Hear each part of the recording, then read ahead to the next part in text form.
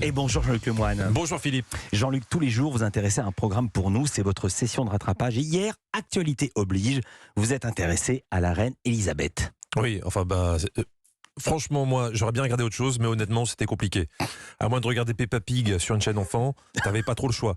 Mais ça m'intéressait. Je me demandais ce qu'il restait à dire après 12 jours de deuil. Parce qu'honnêtement, avec tous les programmes qu'ils ont fait depuis le 8 septembre, je crois que je connais mieux la vie d'Elisabeth II que la vie de ma mère.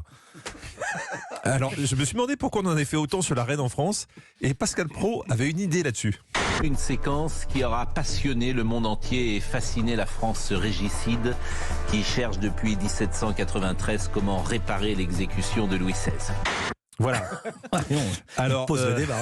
Alors, régicide, c'est pas quand tu tues les gars qui s'appellent Régis, hein, c'est quand tu tues les rois. C'est pour ça qu'on est fasciné. J'ai trouvé ça bien trouvé. Je vais être très honnête, je suis moins sûr de l'image suivante. Quand Pascal décrit ce que l'on ressent en voyant cette cérémonie d'un autre temps. Le Moyen-Âge surgit parmi les smartphones comme Godefroy de Montmirail est apparu dans le film Les Visiteurs au milieu des buildings. Ouais, là non, Jean Reno, je vois pas le rapport. Hein. Je préfère l'histoire avec les Régis. Sur le plateau, il y avait l'historien Philippe Delorme qui a opposé poids des traditions et wokisme. Oui, on peut. Quand le wokisme s'invite dans l'histoire. Et Pascal Praud a élargi le débat aux séries télévisées. Downton Abbey, Voilà, je veux dire The Crown. Et d'ailleurs, on parlait de wokisme tout à l'heure, et c'est un peu dangereux d'ailleurs que le wokisme s'insinue dans ces séries historiques. Oui, vous avez parfaitement raison. On voit par exemple Le Seigneur des Anneaux, là. Oui. Pardon, j'aurais donné de leçons à personne, mais je crois que Le Seigneur des Anneaux, c'est pas une série historique. Ah non. A priori, les elfes et les hobbits, il n'y en a pas eu beaucoup dans les terres du milieu qu'on appelle l'Auvergne. Hein, non, enfin, je crois. À la limite des trolls sur les réseaux sociaux, mais c'est tout. Moi, si j'étais Pascal, j'inviterais plus personne en plateau. De toute façon, ils lui sont d'aucune utilité.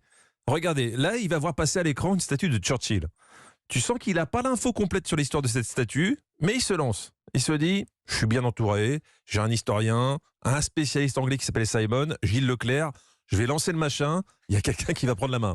Bah, tu parles. La fameuse statue de Winston Churchill en arrière-plan voilà, la fameuse statue que vous voyez de Winston Churchill, Simon, qui date peut-être que vous connaissez peut-être du moment où elle a été érigée. Voilà, la statue date du moment où elle a été érigée. On n'aura pas mieux. Pour apprendre d'autres choses intéressantes, j'ai zappé sur les chaînes info. Et j'ai appris que la reine, elle avait un réveil bio. Le cornemuseur major. Alors il réveillait la reine tous les matins à 9h en jouant de la cornemuse sous sa fenêtre pendant 15 minutes.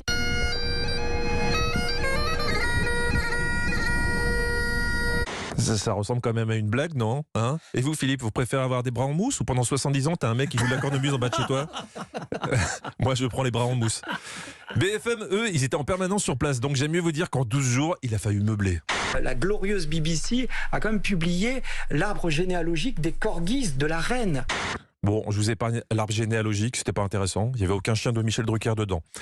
Par contre, parlons de la polémique de ces 3 derniers jours, le Basketgate. Ah oui. Emmanuel Macron qu'on va voir avec des lunettes de soleil en basket hier dans les rues de Londres, et cette image a été fortement commentée. Certains ont dit checking.